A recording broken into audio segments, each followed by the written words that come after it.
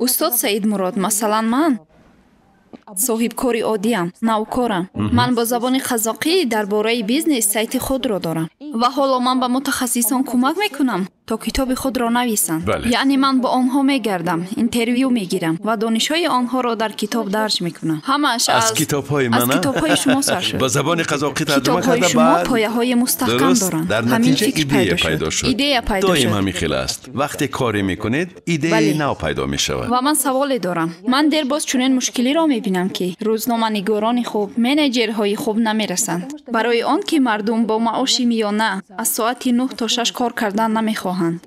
همه میخواهند آمده 2 ساعت یگان کار کنند و پول را گرفته روند. این مسئله را چخیل باید حل کرد؟ مردم طبق گرافیک پوره از 9 تا 6 کار کردن نمیخواهند.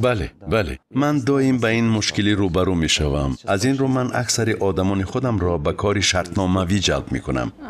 کار شرطنامه‌ای. من آدمان را نظارت نمی کنم، نتیجه نهایی را نظارت می کنم. آدمان را نه، نتیجه نهایی را نظارت می کنید. نتیجه نهایی را، محصولات نهایی را، سفارش دقیق می دهم و ددلاین می گذارم و می گویم فلان قدر پول می گیری. با من فرق ندارد روزانه کار می کنی، شبانه می کنی یا روزی دیگر. با من فرق ندارد، مهمش در فلان روز محصولات با صفت تیار باشد. همین خیر. بعد نظارت فاصله‌ای می‌کنیم. مثلا او در یگان کار یک چند صحیفه نوشته است. من باید آن را ببینم تا که در آخر ماه به من کاری تماما نادرست را پیشنهاد نکند، تا که کار به سمت نادرست نرود. بله. نظارت فاصله‌ای این برای شما موافق ترین اصول است. حالا شما گفتید کو؟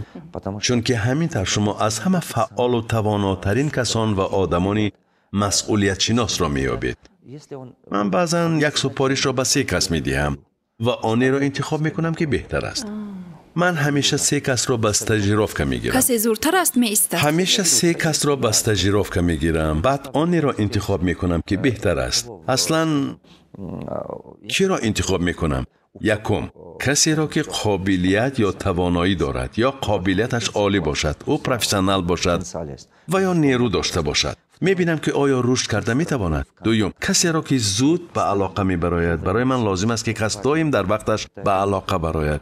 این مهم است، این خیلی ضرور است. و سوم، آیا او در گروه کار کرده میتواند. و چهارم، پرجوش و خروش باشد. به من همان گونه آدمانی در کارند که نیرو، شور و شوق داشته باشند و به من کارمندان خسته و بیحال در کار نیستند. آدمان سست و فلوس به من پسند نیستند. بعضی آدمان خیلی سستند و ناعهده برایند. من این را برویشان میگویم گوش کن، تو با این حال به زودی میمیری. زندگی برای آدمان قوی آفریده شده است. زندگی ضعیفان را برطرف میکند. نگاه کنید، وقتی انسان پیر و ناتوان میشود، زندگی او را برطرف میکند. درختی که ضعیف میشود، شکسته به خاک تبدیل مییابد. دنیا طبق همین قانون آفریده شده است. یعنی بالای خود کار کرده، خود را صیقل دادن در کار، عقل خود را در همه کار اشتیاقمند کردن در کار. اگر کس این کار را نکند، خسته میگردد و نیرویش نمیماند و او به هیچ کس در کار نمیشود. حالا آدمی که با زمانه هم قدم نیست، قفا میماند. از جمعیت کلاً قفا میماند. حالا به اکثریت نیرو نمیرسد. برای همین چنین سستی، خستگی پیدا می شود و بسیاری ها نمیدانند که برای چی نیرو نمیرسد. اینجا مشکلی باز با فکرانی علاقه‌مند هستند. از روی تجربه هایم، از آن که همیشه با آدمان کار میکنم، این را دائم میبینم. کی نیروی کس نمیماند. کی کس همیشه به مشکلات حیات توجه میکند. به مانعه و دشواری ها. تنها گپ سر آن است که مغز سر ما این گونه ساختار دارد. برای رسیدن به هدف خود، در حال پیشاروی ادراک مانعه ها پیدا می شود. این به انسان فشار می آورد. انسان به کجای نگاه نکند، اون مشکلات زیادی را می بیند. این به فکرانی بعد آورده می رساند. یعنی این خیر می گوید این کار را بعد می کنم، حاضر نمی کنم. حاضر من خواهش ندارم، بهترش این خیل می کنم، حاضر قوت ندارم. این به حالت آورده می رساند که کس کاری را به قفا پرداختن می گیرد و غیره.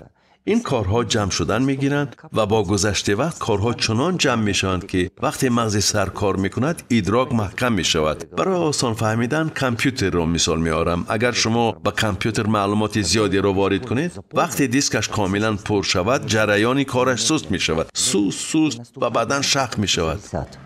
بله. عقل انسان به همین مانند است. وقتی آدمان میگویند که سرم مانده شده است، قوت ندارم و غیره، من میگویم که مغز سرت با کارهای ناتمام پر شده است.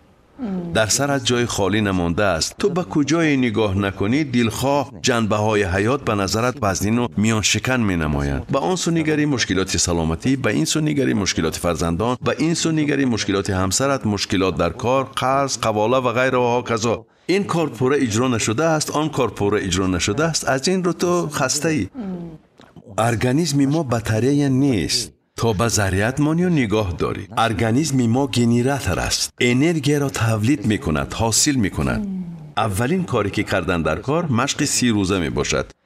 تو همه کارهای ناتمام را روی خط می کنی و در 30 روز یک به یک حل می کنی.